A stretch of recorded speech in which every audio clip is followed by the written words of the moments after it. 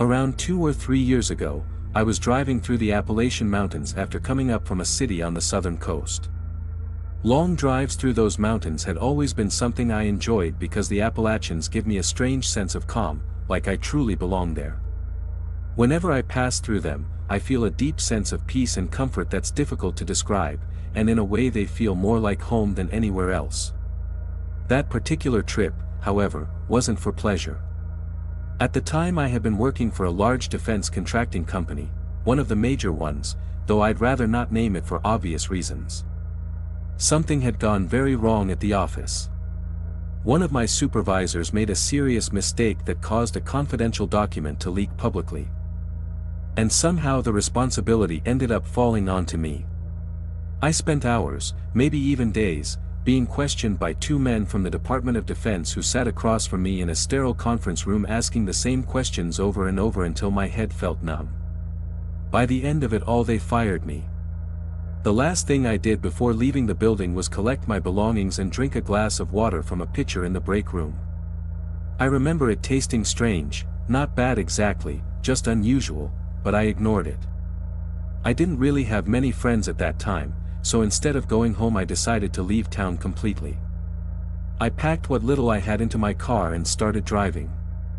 When you're on a long drive it feels like the whole world is sliding past you. Like everything you knew is being left behind while you move into some new version of reality where it's just you and your thoughts. By the time I reached the mountain range the sky had turned that beautiful purple color you see right after sunset. It felt peaceful. During the afternoon sunlight can feel overwhelming, almost intrusive, but between 5 and 7 in the evening the sun softens and the sky fills with warm colors, reds, golds and deep purples, like the day itself is slowly relaxing. Eventually the sky darkened completely and the mountains became nothing more than silhouettes against the stars. Night has always been my favorite time to drive. I know some people find it unsettling, but for me it's the opposite because at night the world feels quieter and more distant. As I kept driving the clouds drifted away and the stars became clearer, packed tightly together like houses on a street even though in reality they are separated by unimaginable distances. Entire oceans of emptiness between them. Isolated. I loved that thought.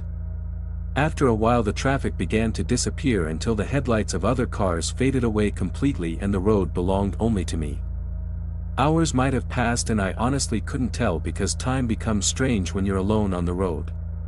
That's when I noticed my gas gauge was almost empty.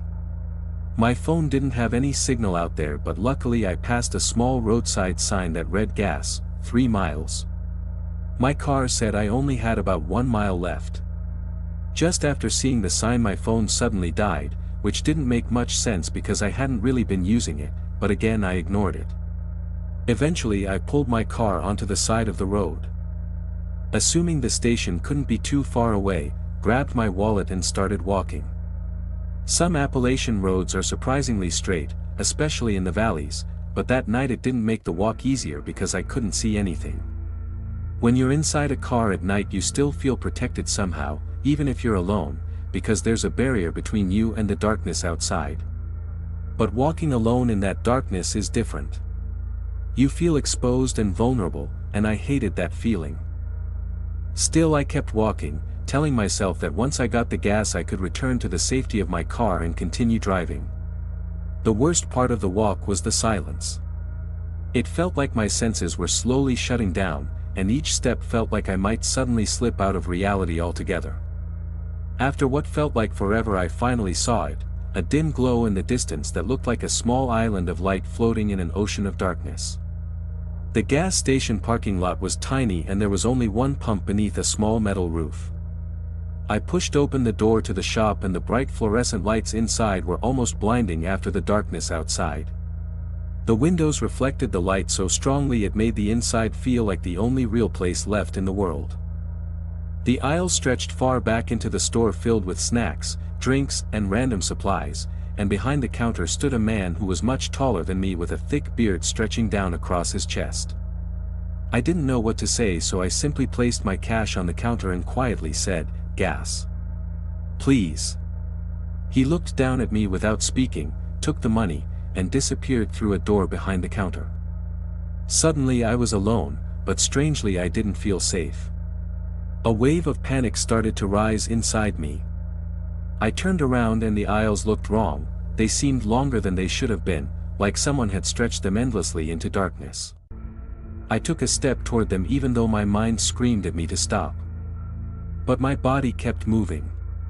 When I reached out my hand toward the shelves, it looked like my arm itself was stretching, and the farther I moved forward the more everything distorted until it felt like the entire store was pulling me into some endless corridor.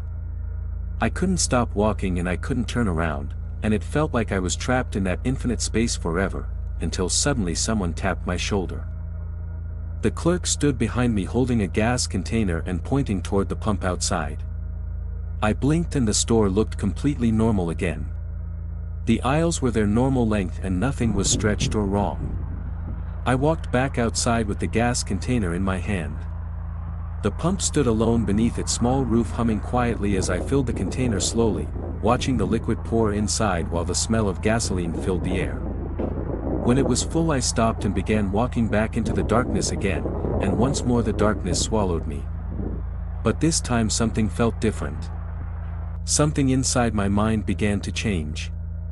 It felt like I was no longer experiencing reality directly but watching everything from somewhere deep inside my own head. Images began flashing in the darkness: bees, ants, moths, butterflies and other insects, flickering like slides from a projector, moving too fast to understand, and over again the same phrase repeated in my mind: drawn to the light, like a worker. The images repeated endlessly until my sense of self began to fade away. I didn't feel human anymore and I didn't even feel real. Then suddenly everything changed. I was sitting in a field beneath that same purple sunset sky. The grass felt soft like hair beneath my hands and beside me sat my mother. She looked at me calmly and said, "You came to the light. Like a good worker." Then the sky above us filled with hundreds of eyes staring down at me while everything flickered violently. Suddenly I woke up standing on the edge of a cliff high on a mountain. The daylight burned my eyes and I stumbled backwards onto the ground. After gathering myself, I followed a narrow trail down the mountain until I eventually reached the road, and that's when I saw the wreckage. 3 cars had collided in a terrible crash. Fire trucks and police vehicles surrounded the scene, and one of the destroyed cars looked familiar. It was mine. An officer noticed me standing there and told me to step back and return to my vehicle, but I told him the truth: that was my vehicle. Later I learned the other vehicles involved were limousines carrying the governor of Georgia and his family. There were no survivors. Authorities questioned me for 3 days before eventually releasing me. Now I work as an accountant for a small tech startup in Boone, but to this day I have never been able to find a gas station again, and according to every map I've checked there isn't a gas station anywhere within 30 miles of where the crash happened.